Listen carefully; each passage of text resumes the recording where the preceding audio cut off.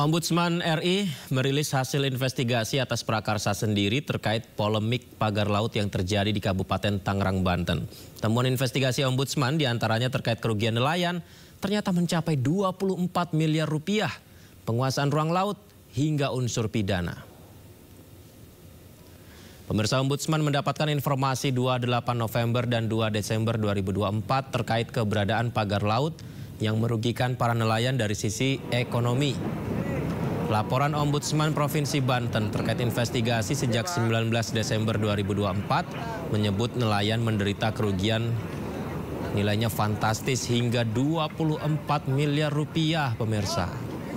Tidak hanya itu, Ombudsman juga menemukan indikasi ini adanya penguasaan ruang laut sampai 370 hektar di Kohot Tangerang.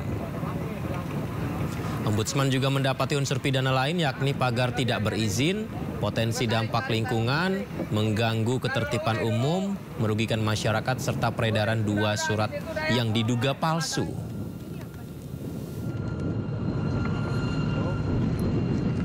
Hal yang sama ternyata terjadi juga yang di Kohot, tapi kan tetap timbul. Jadi kita mendorong agar aparat penegak hukum mengusut tuntas indikasi pidana tersebut. Ya, ini indikasinya, dan tentu saja terkait dengan pengajuan perizinan dan segala macam itu tentu harus didalami lagi. Ya, karena ini melibatkan 16 desa dari 6 kecamatan yang mengajukan surat untuk dilakukannya pengukuran dan pemastian apakah itu memang dilakukan ada di area laut atau bukan. Nah, kami juga mencatat ada beberapa indikasi pidana yang lainnya. Yang pertama, sebagaimana kita tahu, itu pagar tidak berizin, ya, potensi dampak terhadap lingkungan, gangguan ketertiban umum, kerugian masyarakat yang kami perkirakan minimal adalah sebesar 24 miliar, adanya upaya penguasaan ruang laut yang dibuktikan dengan beberapa dokumen yang kita peroleh, dan adanya peredaran 2 surat yang diduga palsu yang digunakan untuk mendukung upaya pengajuan mendapatkan wilayah ruang laut tersebut. Ya, jadi kita berharap dan berkeyakinan ini indikasi kuatnya pagar laut itu motifnya adalah penguasaan. Dan untuk membahasnya lebih dalam lagi, pemirsa, temuan Ombudsman yang juga sangat menarik ini telah terhubung di sambungan Zoom anggota Ombudsman RI YK Hendra Fatika, tim advokasi melawan oligarki rakus perampas tanah rakyat Ahmad Khosinuddin, dan Ketua Barisan Satria Nusantara Rofi Muklis. Saya sapa narasumber istimewa saya. Selamat malam semuanya, apa kabar? Selamat malam. Selamat malam. Selamat malam Indonesia. Terima kasih, selamat malam. Terima kasih sudah bergabung di Sindo Prime. Tentu saya ke Pak YK. Ini kan karena baru tadi ya, Pak YK, Ombudsman memberi pemaparan. Izin koreksi saya ya Pak, kalau misalnya saya simpulkan ini mungkin agak sedikit tidak sama seperti yang disampaikan Ombudsman. Saya mendengar ada indikasi dari Ombudsman, tadi yang saya simak, meyakini pemagaran laut di perairan Tangerang, Banten, ada indikasi penguasaan ruang laut 370 hektar di Kohot Tangerang. Saya garis bawahi mungkin menguasai wilayah, menguasai ruang laut. Nah, pertanyaannya Pak YK, yang menguasai wilayah itu siapa Pak? Kelihatannya tadi keterangannya tidak seperti itu. Yang kami sampaikan itu adalah bahwa ada indikasi, kan begini. Siap. Mengapa ada pagar 30 km pagar laut? Nah, ternyata ada informasi bahwa dari keterangan yang kami peroleh, ada rencana penguasaan sebesar 1.415 hektar. 1.415 hektar dari 16 desa di 6 kecamatan. Itu. Nah, ini adalah dalam rangka begitu ini kami overlay dengan informasi dari BIG. Nah, ternyata itu persis sekali dengan adanya pagar laut itu, sehingga kami menduga bahwa pagar laut yang dibuat itu ada hubungannya dengan rencana sekali lagi ya, belum ada rencana penguasaan hak atas tanah di wilayah laut, gitu. Penemuan itu dilengkapi dengan dokumen-dokumen yang dikumpulkan Ombudsman kah Pak? Jadi artinya apakah sudah ketahuan siapa yang indikasi dugaannya ke arah situ? Ya, betul. Berdasarkan ada surat permohonan informasi terkait batas yang seluas 1.415 hektar itu. Jadi ada sebuah perusahaan dan ada juga law firm yang memang meminta informasi terkait itu. Tetapi ini masih dalam tahap rencana gitu. Nah, tentunya sebuah kebetulan begitu dikonfirmasi titik-titik ini oleh BIG ini sama dengan yang pagar laut itu gitu. Pak Yeka, ini saya minta tolong diluruskan juga Pak. Yang dilihat Ombudsman yang diselidiki tadi, apakah itu dalam satu wilayah PSN, proyek strategis nasional Pak? Artinya apakah ada PT lain di dalam ruang PSN tersebut yang ternyata melakukan indikasi ke arah situ? Ya, begini. Siap. Kalau pagar laut itu sudah clear, itu di luar PSN. Di luar PSN. Sudah clear itu di luar PSN. Nah, jadi yang tadi rencana ya saya katakan rencana untuk penguasaan hak atas tanah di wilayah laut itu yang diajukan sebanyak 1.400 sekitar dari luasan lahan sekitar 1.415 hektar itu tentunya di luar wilayah PSN. Oke, baik. Nah, karena PSN itu adanya di darat, tidak di laut. Gitu. Artinya ada maladministrasi di Dinas Kelautan Banten kah Pak ketika Ombudsman melihatnya? Nah, begini. Siap. Ombudsman pertama kali masuk ini kan berdasarkan laporan dari masyarakat. Nah, laporan yang masuk ke Ombudsman itu adalah terkait keluhan adanya pagar laut. Nah, jadi bukan persoalan hak atas tanah, bukan penguasaan, tapi pagar laut. Pagar lautnya yang mengganggu akses nelayan laut.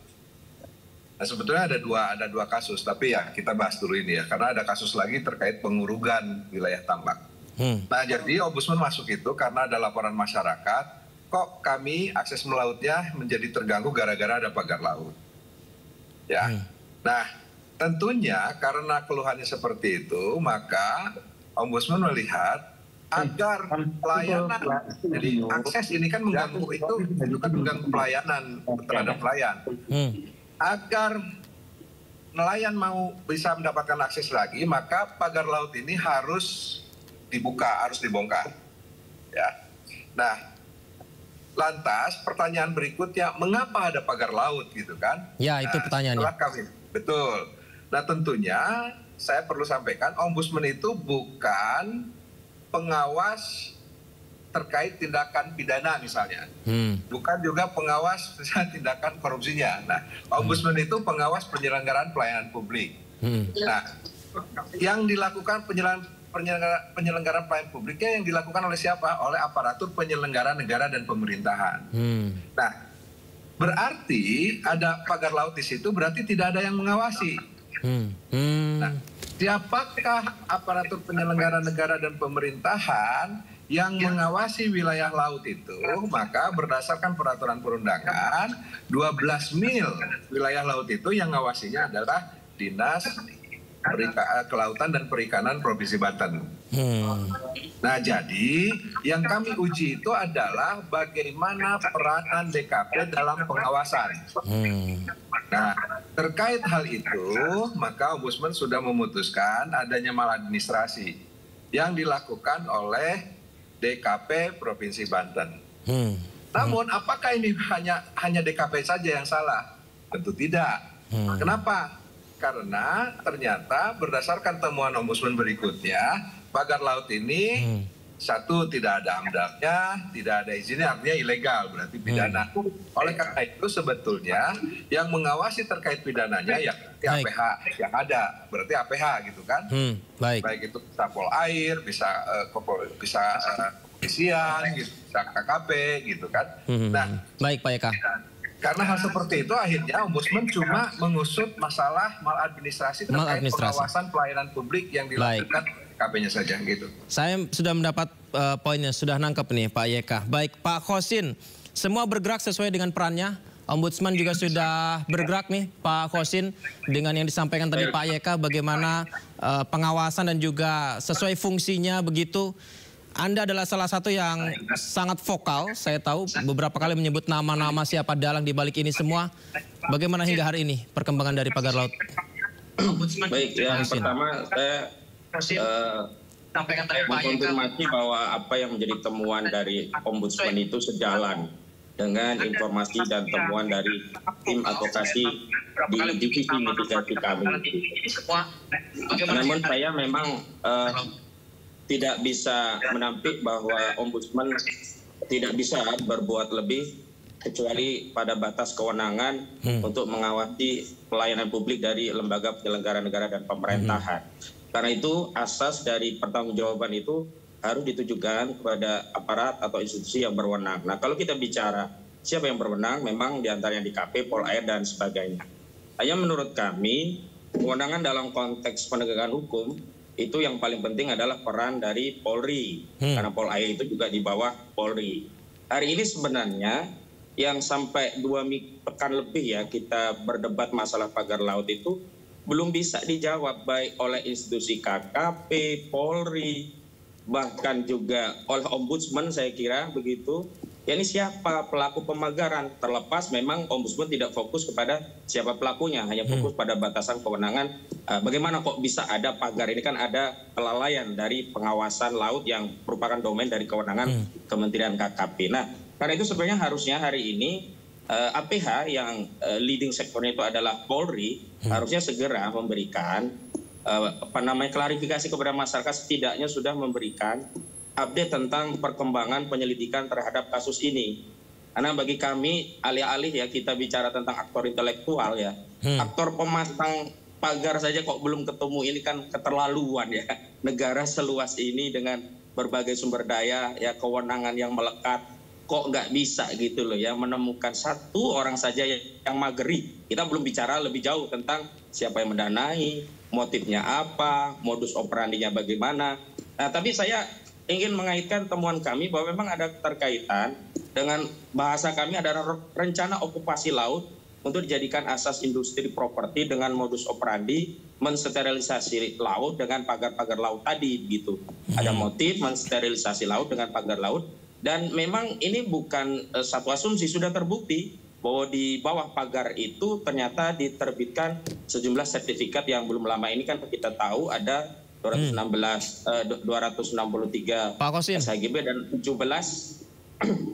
SHM. Artinya ada keterkaitan antara eksistensi daripada pagar laut dengan penguasaan ruang laut untuk kepentingan tertentu. Nah saya justru yang agak heran, kenapa kami sudah lama menyebut bahwa itu ada kepentingan Agung Sedayu Group, ada kepentingan PIK 2, ada di sana Engcun Gojali, ada Ali Hanafi Ahli Jaya. Yang nama-nama ini di lapangan sudah biasa menjadi obrolan, hanya saja kok dalam tingkatan penyelidikan, bahkan penyidikan, tidak sampai kepada aktor-aktor yang menurut saya ini sangat mudah untuk ditelusuri. Selanjutnya sebenarnya kita semua prihatin ya, prihatin dalam pengertian kok kita diributkan dengan eksistensi benda fisik yang tidak bisa bicara, sementara secara naluri yang rasional kita tahu bahwa tidak mungkin ada pagar tanpa kepentingan. Dan kepentingan itu sudah mudah untuk kita baca. Begitu. Sebelum saya ke Gus Rofi, Pak Kosin, mungkin ini sering ditanyakan kepada Anda dan tadi juga Anda sudah sampaikan. Bolehkah disebutkan kembali siapa yang paling bertanggung jawab aktor intelektual di balik pembangunan pagar laut? Agung Sedayu, aktor intelektualnya itu adalah Agung Sedayu. Karena semua pagar-pagar itu didesain untuk mengokupasi laut untuk asas industri properti mereka. Dan saya ingin tegaskan, memang rencana sertifikasi laut itu baru terjadi di Kokot, tapi bukan berarti ya 1.400 tadi wilayah hektar tadi yang telah dipagari itu mengenai bukan berarti sertifikat nanti kita akan bahas lagi. Sertifikasi karena kami mendapatkan tindakan permulaan, maka di sana ada pasal-pasal yang bisa diterapkan kepada ini menarik Pak Kosin, mengenai sertifikat dan beberapa pasal yang disampaikan akan kita bahas lagi nanti Pak Kosin, menarik sekali. Saya minta Gus Rofi untuk menanggapi apa yang disampaikan Pak Kosin. Sudah disebut nama dalangnya. Gus Rofi, mungkin audionya bisa dibuka, izin. Di mute Gus Rofi, bisa dibuka dulu audionya. Ya, kembali saya minta tanggapan Gus Rofi setelah tadi dipaparkan Pak Kosin, sangat jelas sekali disampaikan beliau dugaan indikasi siapa aktor intelektualnya. Tanggapannya Gus Rofi. Audionya masih di mute, bisa dibuka dulu Gus Rofi, izin.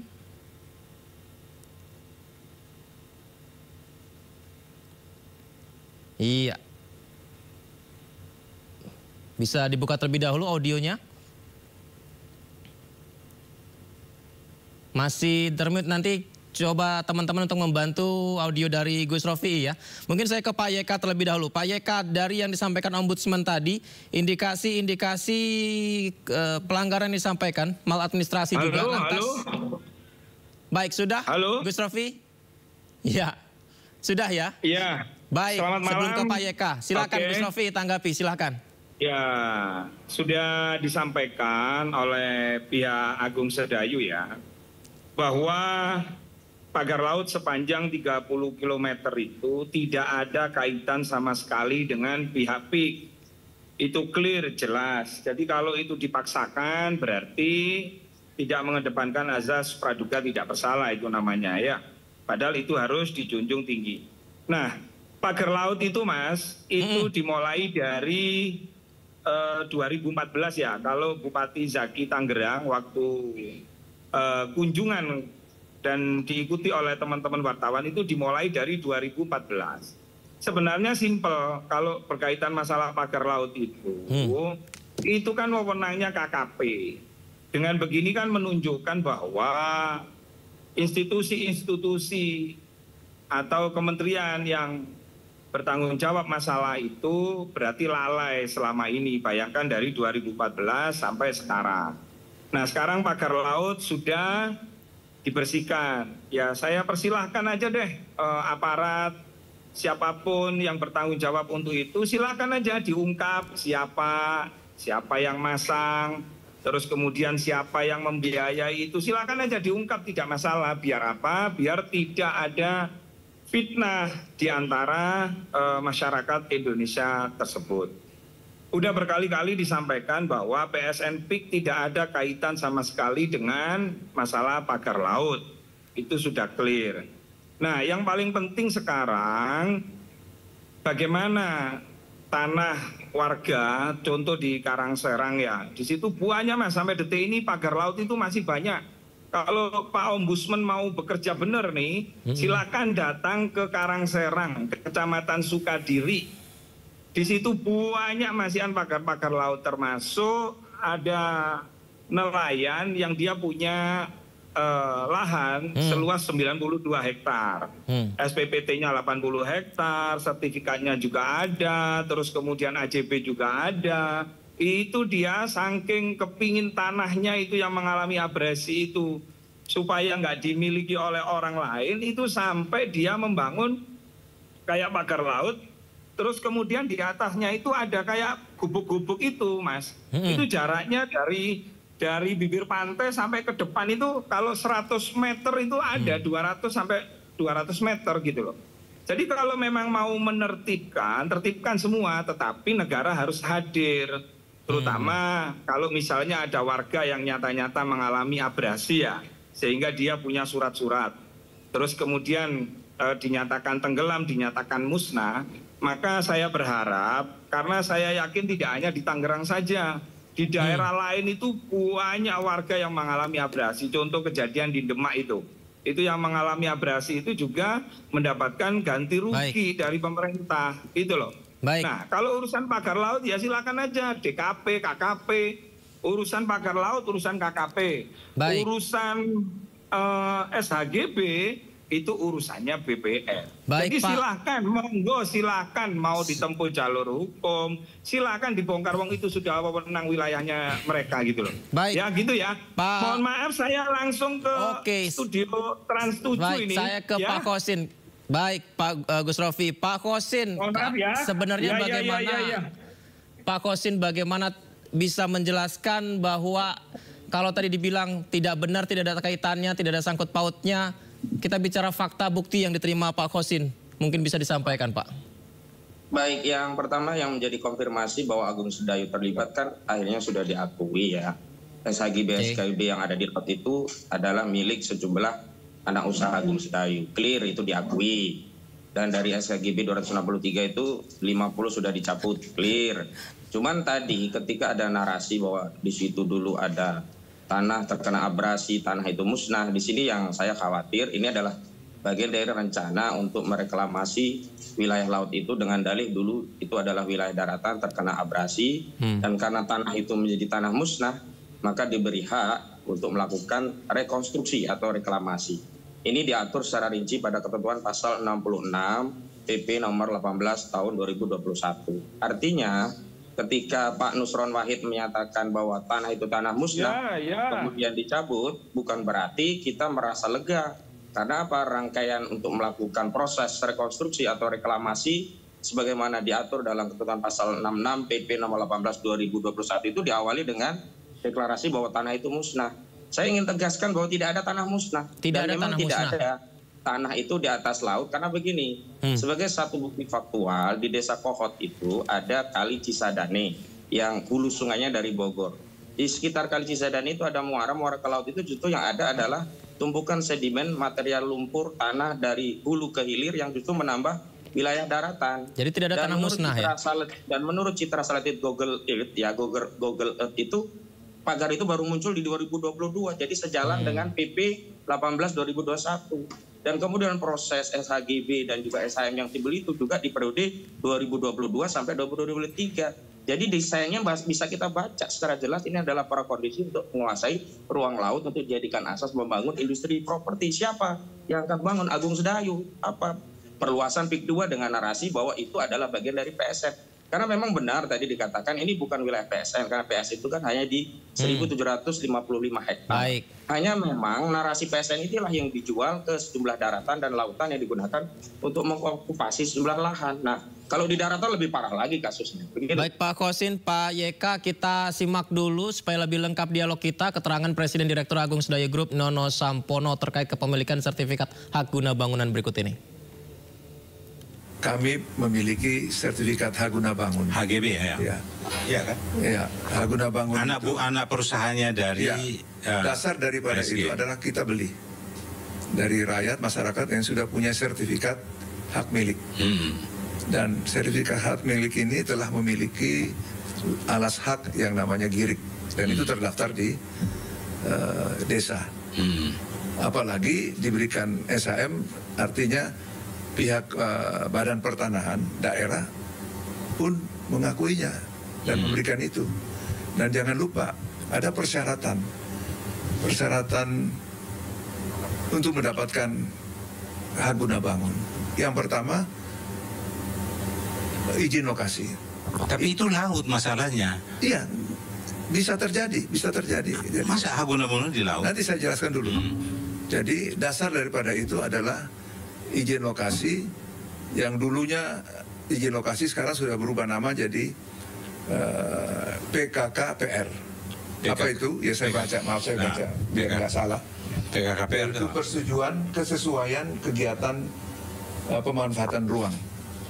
Nah, itu izin lokasi sudah berubah menjadi nama itu. Yang kedua adalah RT RW dari pemerintah daerah. Ya, apakah kabupaten atau provinsi. Dalam hal ini provinsi sudah menentukan bahwa ternyata itu dinyatakan sebagai wilayah darat. Makanya ada dalam RT RW. Itu kenapa dulu darat ya? Dulu darat, sekarang tergenang. Berarti abrasi dong? Ya, abrasi. Abrasinya besar sekali ya? Garis pantai pasti udah mundur. Kalau kita tarik dari tahun 72, itu pasti di situ. Nah, tar dulu. Pertanyaannya adalah mengapa RT RW masih menempatkan itu sebagai wilayah darat? Baik, Pak YK, apa yang disampaikan dari Direktur Agung Sedayu tadi, saya tertarik untuk bertanya tentang persetujuan persesuaian pemanfaatan ruang yang sebelumnya izin lokasinya berubah menjadi hal itu. Nah, ini apakah juga bisa diselidiki oleh Ombudsman? Nanti dijawab Pak setelah jeda. Pak YK dan juga Pak Kosin, kita akan jeda setelah pariwara. Sindo Prime segera kembali.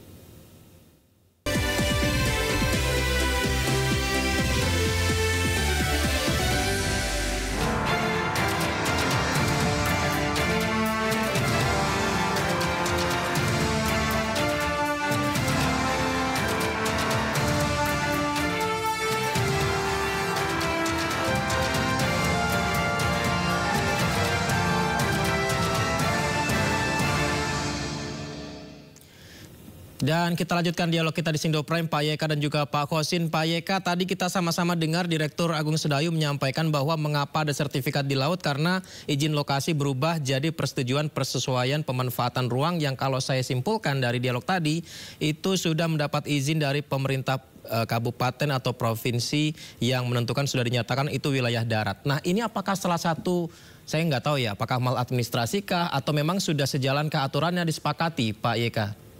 Ya, makanya Ombudsman melakukan investigasi ini juga kan untuk menjaga marwah Presiden yang meminta agar pagar laut dibongkar dan diusut, gitu. Nah, langkah pertama strategi Ombudsman masuk ke kasus ini itu adalah membuka akses agar nelayan bisa melaut. Dan syukur alhamdulillah sekarang sebagian besar 2/3 dari pagar laut itu sudah dicabut dan masih ada sisa menyisakan sekitar 11 km lagi. Semoga ini bisa dituntaskan. Amin. Nah, yang kedua, tentunya juga Ombudsman selama dalam proses pemeriksaan mendapatkan banyak informasi yang mengarah kepada potensi adanya pelanggaran pidana. Dan tentunya ada 6 hal, tadi sudah disebutkan. Nah, ke-6 hal ini nanti besok lusa kami akan sampaikan ke laporan ini agar APH segera menindaklanjuti adanya potensi pidana yang kami peroleh datanya. Dan yang ketiga tadi ada narasi terkait PSN yang disalahgunakan, tentunya ini adalah merupakan pintu masuk agar PSN bisa dievaluasi. Nah, ke depan tentunya informasi ataupun laporan akhir dari pemeriksaan yang dilakukan oleh kawan-kawan Ombudsman di kantor perwakilan Provinsi Banten ini akan menjadi masukan bagi Ombudsman Pusat.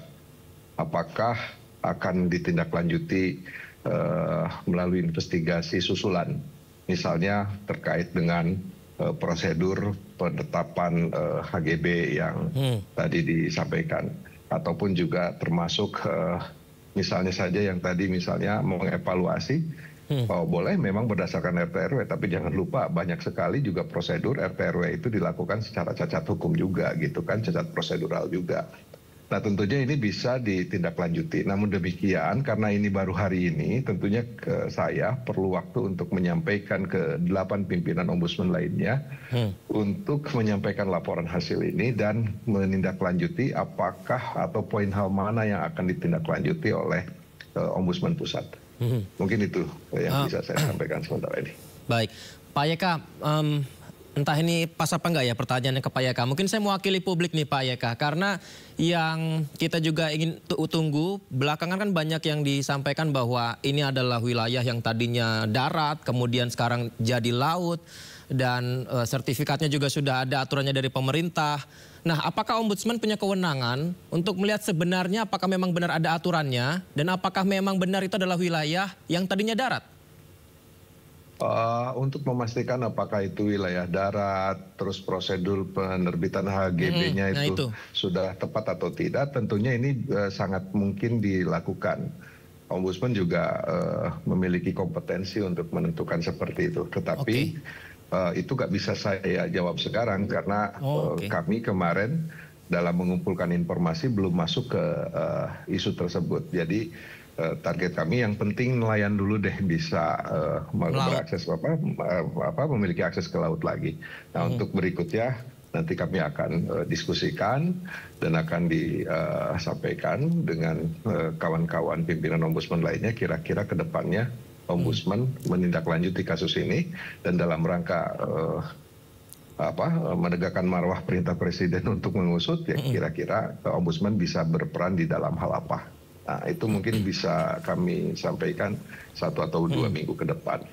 Baik, Pak Yeka, ini mungkin bisa menjadi data tambahan mungkin saja ya untuk Ombudsman ya. Pak Khosin yang sering menyampaikan hal ini bahwa ya yakin bahwa ini adalah banyak pelanggaran di sini. Tolong berikan data baru ataupun keyakinan kepada Ombudsman bahwa benarkah ini adalah tanah yang dulunya darat sehingga sekarang abrasi jadi laut, atau memang ini sebenarnya hanya manipulasi saja? Ini hanyalah laut dari dulu, Pak Khosin.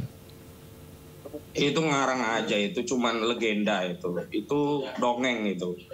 Dongeng yang kemudian coba dilegitimasi dengan PP 18/2001 Untuk tingkat daerah nanti dilegitimasi dengan merubah rencana tata ruang dan wilayah di wilayah laut itu kemudian ditetapkan seolah-olah dulu daratan. Ini adalah kejahatan yang sifatnya terstruktur, sistematis dan masif. Karena itu memang kasihan kalau kawan-kawan dari Ombudsman yang dipaksa untuk masuk ke ruang itu, dan ini harusnya kompetensi Bareskrim. Bareskrim itu punya banyak kewenangan, semua undang-undang bisa disidik oleh Bareskrim. Nah, yang heran adalah sampai hari ini kok nggak ada perkembangan apa yang dari Bareskrim. Coba kita lihat, Kejaksaan Agung saja itu hanya fokus ke tipikornya. Di tipikor Kejaksaan Agung saja belum sampai memanggil arsin, baru ada surat permintaan dokumen. Ini aneh, karena menurut kami biasanya aparat penegak hukum itu memanggil orangnya, baru kalau ada dokumen yang berkaitan diminta sekalian. Ini tidak. Tindakan permulaan hanya meminta dokumen, harusnya kan sekaligus dengan si arsin. Nah sekarang keburu kabur si arsin, nggak tahu itu sama hammernya atau apa itu, Rubiconnya itu. Ini kan ya kita ini rakyat kecil ini kan punya logika yang mudah untuk mencerna. Ini aparat penegak hukum ini apa sedang memberikan waktu agar penjahat lari dulu, baru nanti dia menembakkan tembakannya. Nah kalau nanti penjahat sudah lari mau ditembak 1000 tembakan ya nggak ada korban gitu. Nah justru saya melihat ada desain besar untuk melokalisir kasus dan membuat exit strategi agar ya orang yang bertanggung jawab ini tidak kena. Nah dicarikan korban, dicarikan tumbal. Dan saya menduga kuat arsin itu salah satu calon tumbal dalam kasus pagar laut ini begitu. Karena setidaknya dia yang paling kelihatan pasang badan, jadi mudah juga. Nah cuman kita masyarakat jangan mau kalau itu dilakukan dianggap sebuah prestasi besar. Tidak. Karena ini ada ancaman terhadap kedaulatan negara, ancaman terhadap ruang hidup di laut bagi nelayan, dan ancaman bagi kita sebagai negara atas entitas otoritas dari negara jangan sampai dikendalikan oleh entitas yang lain. Begitu. Baik, baik. Ya ini karena mumpung ada Ombudsman Pak Yeka, jadi ya semoga tidak terlalu membebani berlebihan ya Pak Yeka ya, karena memang publik sangat menantikan sekali. Karena memang sangat menantikan sekali perkembangan dari pagar laut ini. Jadi tadi yang konferensi pers Ombudsman sangat ditunggu Pak Yeka. Baik Pak Yeka, Pak Kosin, terima kasih. Saya berharap APH segeralah masuk ke kasus ini gitu kan. Jangan membuat bahan tertawaan publik lah gitu. Oke, digaris bawahi ya. Jangan membuat ketertawaan publik. Terima kasih Pak Yeka, Pak Kosin sudah bergabung. Selamat malam. Assalamualaikum. Waalaikumsalam warahmatullahi wabarakatuh. Ya pemirsa, tadi kita simak dari Ombudsman, ternyata selain Ombudsman, Kejaksaan Agung juga sudah mulai selidiki dugaan korupsi penerbitan SHGB dan SHM terkait pagar laut Tangerang. Bahkan polisi juga menyiapkan sejumlah pasal untuk menjerat pelaku. Mengikuti ya secara seksama bagaimana perkembangan di lapangan terkait dengan penanganan masalah ini ya. Tentu kita mendahulukan lembaga-lembaga yang menjadi link sektor atau yang berkompeten terkait dengan administrasi dan seterusnya. Nah, sedangkan kami tentu terus melakukan kajian mendalami apakah memang dalam masalah ini ada katakanlah peristiwa pidana ya yang terindikasi dalam kategori tindak pidana korupsi, karena memang itu wilayah kami dan itu yang menjadi kewenangan kami. Dan tentu ya kami akan secara proaktif juga melakukan pendalaman itu untuk melihat sebenarnya apakah ada dugaan-dugaan seperti yang disampaikan oleh banyak pihak termasuk. Saat ini kami sudah melaksanakan penyelidikan dan semoga kita bisa mengungkap apakah ini juga merupakan tindak pidana yang kami duga, yaitu dalam hal ini kami sudah menyiapkan ataupun dugaan terkait pasal 263 KUHP, kemudian pasal 264 KUHP, dan kami juga menerapkan undang-undang pencucian uang. Sejak penemuan pagar laut tak bertuan di perairan Tangerang, mata publik terus mengikuti kasus ini dimulai dari laporan warga sekitar hingga berkembang pada pencabutan surat hak guna bangunan serta hak milik atas pagar laut.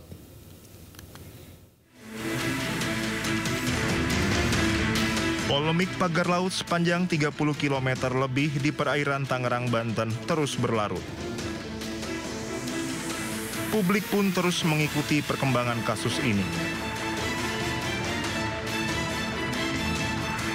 Penemuan pagar laut bermula dari laporan warga yang juga tergabung dalam Himpunan Nelayan Seluruh Indonesia atau HNSI pada Agustus 2024. Hal ini lalu dilaporkan pada Dinas Kelautan dan Perikanan Banten yang langsung datang meninjau lokasi. Saat itu panjang pagar laut baru mencapai sekitar 7 km.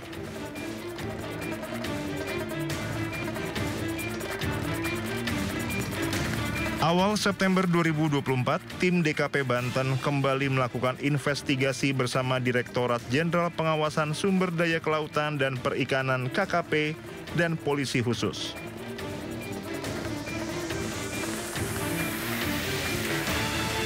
Beberapa minggu kemudian, DKP Banten melakukan patroli laut bersama TNI Angkatan Laut, Polairut, Satpol PP, Kementerian PUPR, dan HNSI. Hasil patroli mencatat panjang pagar meningkat menjadi 13 km lebih yang melintasi 16 desa di 6 kecamatan.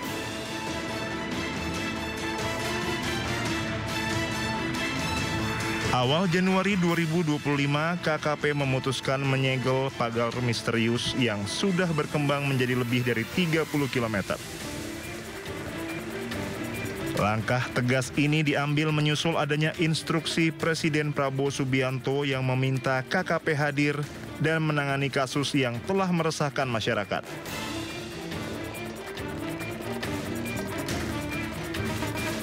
Pertengahan Januari, ratusan personel gabungan TNI Angkatan Laut dan KKP dibantu warga sekitar bahu-membahu membongkar pagar misterius tersebut.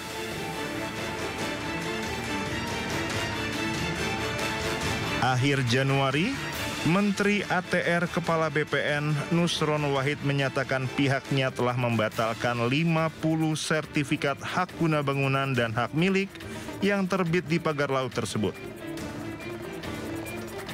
Nusron juga telah memberikan sanksi berat kepada 8 pejabat ATR BPN yang diduga terlibat dalam penerbitan SHGB dan SHM. Mabes Polri dan Kejaksaan Agung pun mulai menyelidiki kasus ini. Kini publik menanti siapa tersangka di balik kasus pagar laut ini.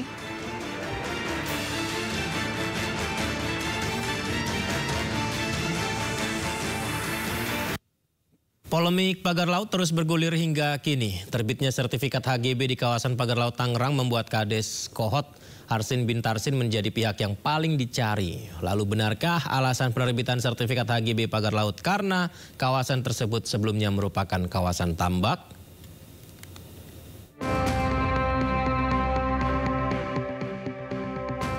Kisruh penerbitan sertifikat di atas laut Tangerang terus bergulir. Melalui kuasa hukumnya, pihak Agung Sedayu Group mengaku telah memiliki 254 sertifikat HGB di sekitar pagar laut, yaitu di Desa Kohot, Kabupaten Tangerang. Menurut Muanas Alaidin, pada 2023 Agung Sedayu melalui anak perusahaannya, PT Intan Agung dan PT Cahaya Inti Sentosa membeli sertifikat hak milik tersebut dari warga yang kemudian diubah menjadi HGB dengan mengikuti peta tata ruang. Sebagaimana pernyataan Pak Menteri, dasarnya SHM ini terbit karena ada girik yang dibuat tahun 82. Ya kan? Girik yang ada tahun 82. Nah, kemudian ditransaksikan kepada kita, dikoordinasikan, kita bayar pajak, kita beli dari rakyat. Pengakuan pihak Agung Sedayu yang membeli sertifikat dari rakyat di Desa Kohot tentu menimbulkan pertanyaan. Mengapa mereka nekat membeli sertifikat yang fakta di lapangan tidak lagi berbentuk daratan? Dalam penerbitan sertifikat, peran Kepala Desa Kohot Arsin bin Arsip turut menjadi sorotan. Sebelum mengabulkan permohonan melalui pengkajian yang sangat luar biasa. Pengkajiannya itu ada di pihak terkait. Ya. Saya hanya Kepala Desa hanya mengajukan permohonan yang saya lengkapi atas permohonannya itu nggak ujuk-ujuk Pak, langsung itu iya prosesnya lama banget, tahunan itu di Desa Kohot itu khususnya yang ada di pinggir laut itu dulunya tanah empang itu memang abrasi dan sangat luar biasa abrasinya.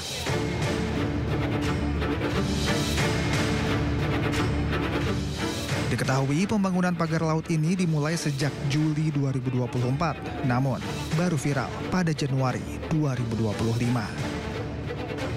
Hingga kini, belum ada kepastian siapa pihak yang benar-benar bertanggung jawab atas pembangunan pagar laut di Tangerang ini. Menteri Koordinator Infrastruktur dan Pembangunan Kewilayahan Agus Harimurti Yudhoyono melalui staf khususnya Herzaki Mahendra menyebut ada dugaan penyalahgunaan wewenang dalam penerbitan sertifikat pagar laut di Tangerang. Menko AHY mendorong agar dilakukan investigasi dan hasilnya disampaikan pada publik. Melihat perkembangannya, ada dugaan penyalahgunaan wewenang di tingkat kantah maupun kerja juru ukur terkait soal terbitnya SHM dan SHGB ini. Jadi perlu diteliti lebih lanjut mengapa pemerintah daerah juga bisa mengeluarkan PKKPR, persetujuan kesesuaian kegiatan pemanfaatan ruang, dan RTRW, rencana tata ruang wilayah. Padahal fisiknya adalah laut. RTRW Provinsi Banten dan PKKPR dari Bupati Tangerang ini konon dijadikan rujukan oleh Kepala Kantah sebagai dasar diterbitkannya SHM atau SHGB. Sementara Wakil Ketua DPR RI Sufmi Dasko menyerahkan penyelidikan pelaku pemasangan pagar laut di Pantai Tanjung Pasir, Tangerang, Banten kepada Kementerian Kelautan dan Perikanan. Terkait soal sertifikat HGB pagar laut, pihaknya telah mendapat kepastian dari pemerintah yang akan mencabut sertifikat tersebut. Isu-isu pada saat ini kan bukan terjadi pada saat pemerintah Pak Prabowo seperti pagar laut, dan kami dari DPR juga sudah menerima statement dari pemerintah bahwa mereka akan tegas membatalkan sertifikat yang ada. Tak tinggal diam, Presiden Prabowo Subianto perintahkan aparat penegak hukum menindak perusahaan yang melanggar aturan pertanahan dan hutan. Presiden menegaskan pemerintah tidak akan memberi perlakuan khusus kepada siapapun. Untuk menegakkan hukum dan aturan khususnya bagi perusahaan-perusahaan yang melanggar. Polemik pagar laut dengan perizinan kontroversialnya juga dibahas di rapat kerja Komisi 4 DPR RI bersama Kementerian Kelautan dan Perikanan RI Kamis 31 Januari 2025 lalu. Kami mengakui atau kami membenarkan ada sertifikat yang berseliweran di kawasan pagar laut sebagaimana yang muncul di banyak sosmed tersebut. Jumlahnya 263 bidang dalam bentuk SHGB atas nama PT Intan Agung Makmur sebanyak 234 bidang dan atas nama PT Cahaya Inti Sentosa sebanyak 20 bidang.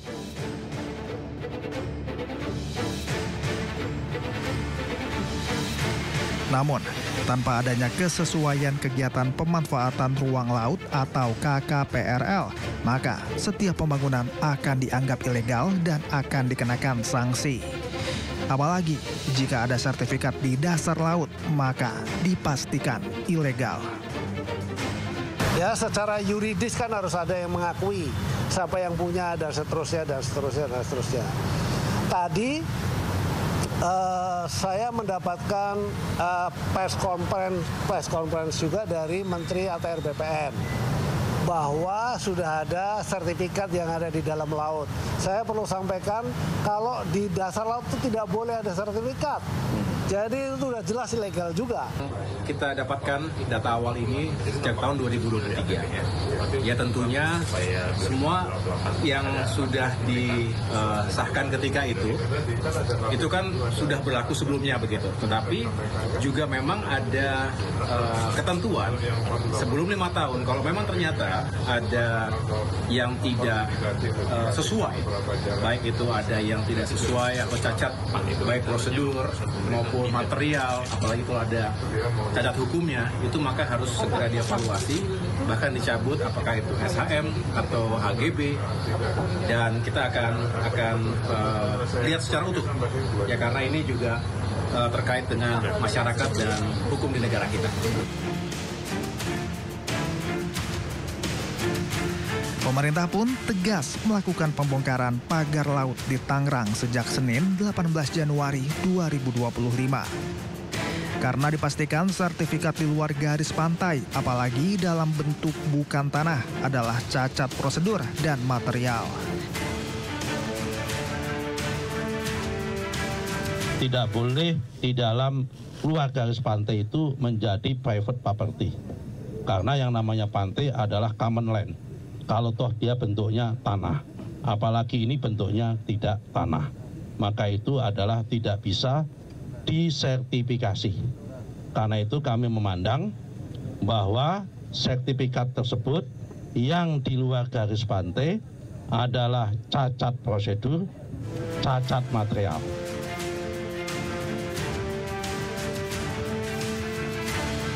Pembongkaran pun melibatkan TNI Angkatan Laut, Kementerian Kelautan dan Perikanan, serta ribuan nelayan setempat. Tim Liputan iNews melaporkan.